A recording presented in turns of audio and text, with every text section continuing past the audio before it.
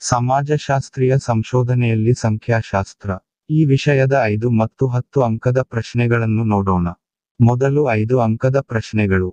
ಪ್ರಶ್ನೆ 1, ವಿಜ್ಞಾನದ ಗುಣಲಕ್ಷಣಗಳನ್ನು ತಿಳಿಸಿರಿ. ಸಾಮಾಜಿಕ ವಿಜ್ಞಾನದ ಗುಣಲಕ್ಷಣಗಳನ್ನು ತಿಳಿಸಿರಿ. ಸಂಶೋಧನೆಯ ಗುರಿ ಮತ್ತು ಸ್ವರೂಪಗಳನ್ನು ತಿಳಿಸಿರಿ. ಸಂಶೋಧನಾ ವಿನ್ಯಾಸದ ಮಹತ್ವವನ್ನು ತಿಳಿಸಿರಿ.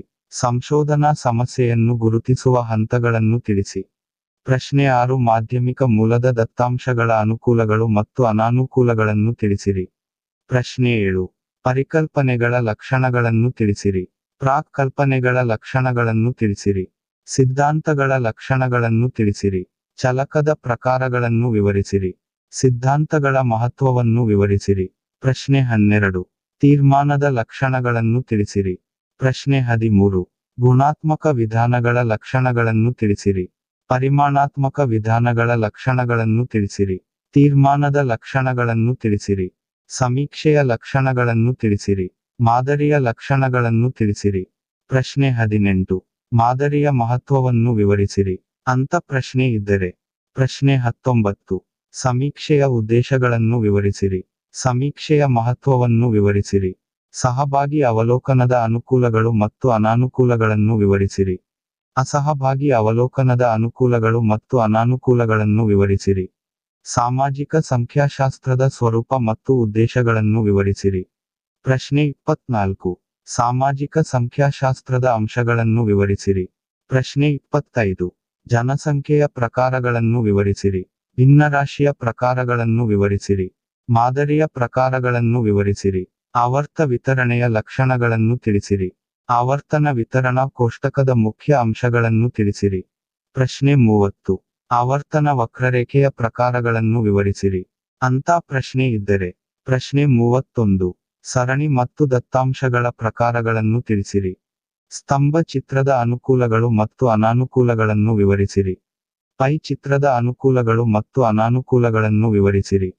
ಹಿಸ್ಟೋಗ್ರಾಮ್ ಅಥವಾ ಬಹುಭುಜಾಕೃತಿಯ ಅನುಕೂಲಗಳು ಮತ್ತು ಅನಾನುಕೂಲಗಳನ್ನು ವಿವರಿಸಿರಿ. ಆವರ್ತನ ವಕ್ರರೇಖೆಯ ಅನುಕೂಲಗಳು ಮತ್ತು ಅನಾನುಕೂಲಗಳನ್ನು ವಿವರಿಸಿರಿ. ಪ್ರಶ್ನೆ 36, ಪೈ ಚಿತ್ರ ರಚಿಸುವ ಹಂತಗಳನ್ನು ತಿಳಿಸಿರಿ.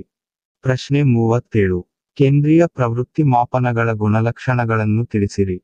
ಸರಾಸರಿಯ ಗುಣಲಕ್ಷಣಗಳನ್ನು ತಿಳಿಸಿರಿ. ಮಧ್ಯಕ ಅಥವಾ ಮಧ್ಯಬೆಲೆಯ ಗುಣಲಕ್ಷಣಗಳನ್ನು ತಿಳಿಸಿರಿ. ಬಹುಲಕ ಅಥವಾ ರೂಢಿಬೆಲೆಯ ಗುಣಲಕ್ಷಣಗಳನ್ನು ತಿಳಿಸಿರಿ. ಕೇಂದ್ರೀಯ ಪ್ರವೃತ್ತಿಯ ಮಾಪನಗಳ ಗುಣಲಕ್ಷಣಗಳನ್ನು ತಿಳಿಸಿರಿ. ಪ್ರಶ್ನೆ 42, ವ್ಯಾಪ್ತಿಯ ಗುಣಗಳು ಮತ್ತು ಅವಗುಣಗಳನ್ನು ವಿವರಿಸಿರಿ. ಪ್ರಶ್ನೆ 43, ಚತುರ್ಥಕ ಅಥವಾ ಪಾದ ವಿಚಲನೆಯ ಗುಣಗಳು ಮತ್ತು ಅವಗುಣಗಳನ್ನು ವಿವರಿಸಿರಿ. ಸರಾಸರಿ ವಿಚಲನೆಯ ಗುಣಗಳು ಮತ್ತು ಅವಗುಣಗಳನ್ನು ವಿವರಿಸಿರಿ. ಮಾನಕ ವಿಚಲನೆಯ ಗುಣಗಳು ಮತ್ತು ಅವಗುಣಗಳನ್ನು ವಿವರಿಸಿರಿ. ಸಹಸಂಬಂಧದ ಲಕ್ಷಣಗಳನ್ನು ವಿವರಿಸಿರಿ. ಕಾರ್ಲ ಪಿಯರ್ಸನ್ ಸಹಸಂಬಂಧದ ಲಕ್ಷಣಗಳನ್ನು ತಿಳಿಸಿರಿ. ಪ್ರಶ್ನೆ 48, ಸ್ಟೇಯರ್ಮನ್ ಶ್ರೇಣಿಯ ಸಹಸಂಬಂಧದ ಲಕ್ಷಣಗಳನ್ನು ತಿಳಿಸಿರಿ.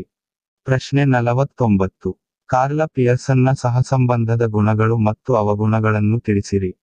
ಕೊನೆಯ ಪ್ರಶ್ನೆ 50, ಸ್ಟೇಯರ್ಮನ್ ಶ್ರೇಣಿಯ ಸಹಸಂಬಂಧದ ಗುಣಗಳು ಮತ್ತು ಅವಗುಣಗಳನ್ನು ತಿಳಿಸಿರಿ. ಈ ತರಹದ 5 ಅಂಕದ ಪ್ರಶ್ನೆಗಳು ಇದ್ದರೆ. ಇನ್ನು 10 ಅಂಕದ ಪ್ರಶ್ನೆಗಳನ್ನು ನೋಡೋಣ. ಪ್ರಶ್ನೆ 1, ವಿಜ್ಞಾನದ ಪ್ರಕಾರಗಳನ್ನು ವಿವರಿಸಿರಿ. ಸಂಶೋಧನೆಯ ಪ್ರಕಾರಗಳನ್ನು ವಿವರಿಸಿರಿ. ಸಂಶೋಧನೆಯ ಮಹತ್ವವನ್ನು ವಿವರಿಸಿರಿ. ಸಂಶೋಧನಾ ವಿನ್ಯಾಸದ ವಿಧಗಳನ್ನು ವಿವರಿಸಿರಿ. ಸಂಶೋಧನೆ ನಡೆಸುವ ಹಂತಗಳನ್ನು ವಿವರಿಸಿರಿ. ಪ್ರಶ್ನೆ 6, ಪ್ರಾಥಮಿಕ ಮೂಲದ ದತ್ತಾಂಶಗಳನ್ನು ವಿವರಿಸಿರಿ. ಪ್ರಶ್ನೆ 7, ಮಾಧ್ಯಮಿಕ ಮೂಲದ ದತ್ತಾಂಶಗಳನ್ನು ವಿವರಿಸಿರಿ. ಪರಿಕಲ್ಪನೆಗಳ ಪ್ರಕಾರಗಳು ಮತ್ತು ಮಹತ್ವವನ್ನು ವಿವರಿಸಿರಿ. ಪ್ರಾಕ್ ಕಲ್ಪನೆಗಳ ಪ್ರಕಾರಗಳು ಮತ್ತು ಮಹತ್ವವನ್ನು ವಿವರಿಸಿರಿ. ತೀರ್ಮಾನ ತೆಗೆದುಕೊಳ್ಳುವಿಕೆಯ ಹಂತಗಳು ಮತ್ತು ತೀರ್ಮಾನದ ಮಹತ್ವವನ್ನು ವಿವರಿಸಿರಿ. ಗುಣಾತ್ಮಕ ವಿಧಾನಗಳ ಅನುಕೂಲಗಳು ಮತ್ತು ಅನಾನುಕೂಲಗಳನ್ನು ವಿವರಿಸಿರಿ. ಪ್ರಶ್ನೆ 12, ಪರಿಮಾಣಾತ್ಮಕ ವಿಧಾನಗಳ ಅನುಕೂಲಗಳು ಮತ್ತು ಅನಾನುಕೂಲಗಳನ್ನು ವಿವರಿಸಿರಿ. ಅಂತ ಪ್ರಶ್ನೆ ಇದ್ದರೆ. ಪ್ರಶ್ನೆ 13, ಗುಣಾತ್ಮಕ ಮತ್ತು ಪರಿಮಾಣಾತ್ಮಕ ವಿಧಾನಗಳ ನಡುವಿನ ವ್ಯತ್ಯಾಸಗಳನ್ನು ವಿವರಿಸಿರಿ. ಸಮೀಕ್ಷೆಯ ಅನುಕೂಲಗಳು ಮತ್ತು ಅನಾನುಕೂಲಗಳನ್ನು ವಿವರಿಸಿರಿ. ಮಾದರಿಯ ಅನುಕೂಲಗಳು ಮತ್ತು ಅನಾನುಕೂಲಗಳನ್ನು ವಿವರಿಸಿರಿ. ಪ್ರಶ್ನಾವಳಿಯ ಅನುಕೂಲಗಳು ಮತ್ತು ಅನಾನುಕೂಲಗಳನ್ನು ವಿವರಿಸಿರಿ. ಸಂದರ್ಶನದ ಅನುಕೂಲಗಳು ಮತ್ತು ಅನಾನುಕೂಲಗಳನ್ನು ವಿವರಿಸಿರಿ. ಪ್ರಶ್ನೆ 18, ಉತ್ತಮ ಮಾದರಿಯ ಲಕ್ಷಣಗಳನ್ನು ವಿವರಿಸಿರಿ. ಪ್ರಶ್ನೆ 19. ಸಮೀಕ್ಷೆಯ ಹಂತಗಳನ್ನು ವಿವರಿಸಿರಿ. ಪ್ರಶ್ನಾವಳಿಯ ವಿಧಗಳನ್ನು ವಿವರಿಸಿರಿ. ಪ್ರಶ್ನಾವಳಿ ನಿರ್ಮಾಣದಲ್ಲಿ ಅನುಸರಿಸಬೇಕಾದ ಕ್ರಮಗಳನ್ನು ವಿವರಿಸಿರಿ. ಅವಲೋಕನದ ಅನುಕೂಲಗಳು ಮತ್ತು ಅನಾನುಕೂಲಗಳನ್ನು ವಿವರಿಸಿರಿ.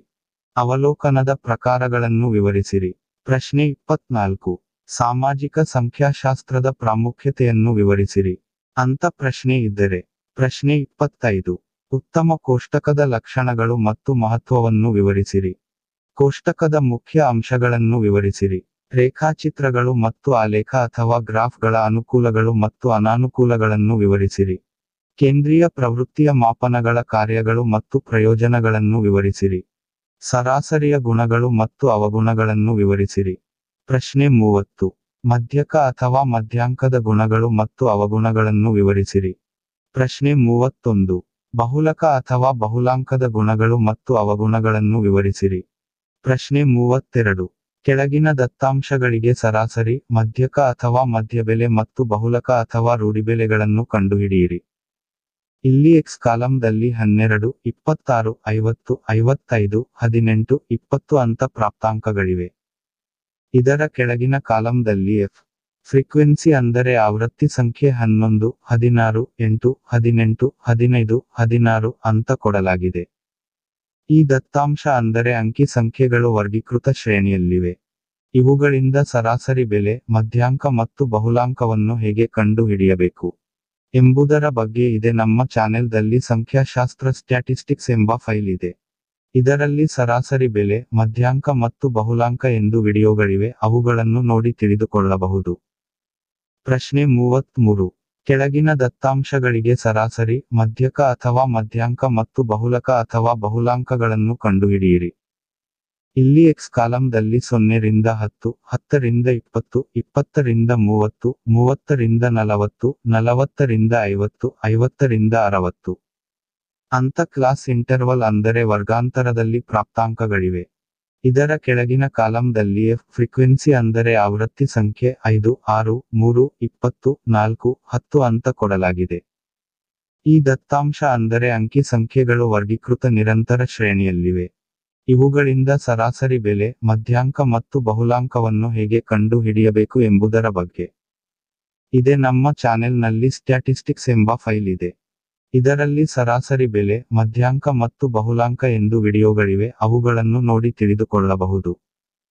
ಪ್ರಶ್ನೆ 34. ಚದುರಿಕೆಯ ಮಾಪನಗಳ ಕಾರ್ಯೋದ್ದೇಶಗಳು, ಗುಣಲಕ್ಷಣಗಳು ಮತ್ತು ಮಹತ್ವವನ್ನು ವಿವರಿಸಿರಿ. ಪ್ರಶ್ನೆ 35. ಕೆಳಗಿನ ದತ್ತಾಂಶಗಳಿಗೆ ಸರಾಸರಿ ವಿಚಲನೆ ಮತ್ತು ಚತುರ್ಥಾಂಕ ವಿಚಲನೆಗಳನ್ನು ಕಂಡುಹಿಡಿಯಿರಿ. ಇಲ್ಲಿ X ಕಾಲಂದಲ್ಲಿ 0, 2, 3, 6, 8, 10, 13 ಅಂತ ಪ್ರಾಪ್ತಾಂಕಗಳಿವೆ. ಇದರ ಕೆಳಗಿನ ಕಾಲಂದಲ್ಲಿ F ಫ್ರೀಕ್ವೆನ್ಸಿ ಅಂದರೆ ಆವೃತ್ತಿ ಸಂಖ್ಯೆ 11, 6, 4, 8, 5, 9, 10 ಅಂತ ಕೊಡಲಾಗಿದೆ.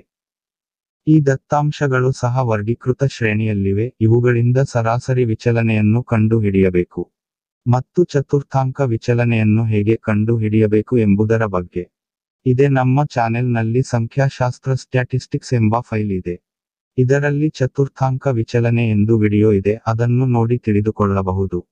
ಪ್ರಶ್ನೆ 36. ಕೆಳಗಿನ ದತ್ತಾಂಶದಿಂದ ಮಾನಕ ವಿಚಲನೆ ಮತ್ತು ವಿಚಲನೆ ಗುಣಾಂಕವನ್ನು ಕಂಡು ಹಿಡಿಯಿರಿ. X ಕಾಲಂದಲ್ಲಿ ಅಂಕಗಳು 0 ರಿಂದ 10, 10 ರಿಂದ 20, 20 ರಿಂದ 30, 30 ರಿಂದ 40, 40 ರಿಂದ 50 ಅಂತ ಕ್ಲಾಸ್ ಇಂಟರ್ವಲ್ ಅಂದರೆ ವರ್ಗಾಂತರದಲ್ಲಿ ಪ್ರಾಪ್ತಾಂಕಗಳಿವೆ. ಇದರ ಕೆಳಗಿನ ಕಾಲಂದಲ್ಲಿ F ಫ್ರೀಕ್ವೆನ್ಸಿ ಅಂದರೆ ವಿದ್ಯಾರ್ಥಿಗಳ ಸಂಖ್ಯೆ 4, 6, 3, 5, 4 ಅಂತ ಕೊಡಲಾಗಿದೆ. ಈ ದತ್ತಾಂಶಗಳು ಸಹ ವರ್ಗೀಕೃತ ನಿರಂತರ ಶ್ರೇಣಿಯಲ್ಲಿವೆ. ಇವುಗಳಿಂದ ಮಾನಕ ವಿಚಲನೆ ಮತ್ತು ವಿಚಲನೆ ಗುಣಾಂಕವನ್ನು ಕಂಡು ಹಿಡಿಯಬೇಕು. ಇವುಗಳನ್ನು ಹೇಗೆ ಕಂಡು ಹಿಡಿಯಬೇಕು ಎಂಬುದರ ಬಗ್ಗೆ ಇದೆ. ನಮ್ಮ ಚಾನೆಲ್ದಲ್ಲಿ ಸಂಖ್ಯಾಶಾಸ್ತ್ರ ಸ್ಟ್ಯಾಟಿಸ್ಟಿಕ್ಸ್ ಎಂಬ ಫೈಲ್ ಇದೆ. ಇದರಲ್ಲಿ ಮಾನಕ ವಿಚಲನೆ ಎಂದು ವಿಡಿಯೋ ಇದೆ. ಅದನ್ನು ನೋಡಿ ತಿಳಿದುಕೊಳ್ಳಬಹುದು. ಪ್ರಶ್ನೆ 37. ಸಹಸಂಬಂಧದ ಪ್ರಕಾರಗಳನ್ನು ವಿವರಿಸಿರಿ. 38. ಸಹಸಂಬಂಧದ ಅನುಕೂಲಗಳು ಮತ್ತು ಅನಾನುಕೂಲಗಳನ್ನು ವಿವರಿಸಿರಿ. ಪ್ರಶ್ನೆ 39. ವಿದ್ಯಾರ್ಥಿಗಳು ಸಮಾಜಶಾಸ್ತ್ರ ಹಾಗೂ ರಾಜ್ಯಶಾಸ್ತ್ರ ವಿಷಯಗಳಲ್ಲಿ ಪಡೆದುಕೊಂಡಿರುವ ಅಂಕಗಳನ್ನು ನೀಡಲಾಗಿದೆ. ಕಾರ್ಲ ಪಿಯರ್ಸನ್ ಸಹಸಂಬಂಧದ ಗುಣಾಂಕವನ್ನು ಲೆಕ್ಕ ಹಾಕಿರಿ. ಸಂಭವ ದೋಷವನ್ನು ತಿಳಿಸಿರಿ. ಎಕ್ಸ್ ಕಾಲಂದಲ್ಲಿ 12, 10, 8, 6, 4, 2 ಅಂತ ಪ್ರಾಪ್ತಾಂಕಗಳಿವೆ. ಇದರ ಕೆಳಗಿನ ಕಾಲಂದಲ್ಲಿ ಎಫ್ ಫ್ರೀಕ್ವೆನ್ಸಿ ಅಂದರೆ ಆವೃತ್ತಿ ಸಂಖ್ಯೆ 16, 14, 12, 10, 6, 4 ಅಂತ ಕೊಡಲಾಗಿದೆ. ಇವುಗಳಿಂದ ಕಾರ್ಲ ಪಿಯರ್ಸನ್ ಸಹಸಂಬಂಧದ ಗುಣಾಂಕವನ್ನು ಕಂಡುಹಿಡಿಯಬೇಕು. ಕೊನೆಯ ಪ್ರಶ್ನೆ 40.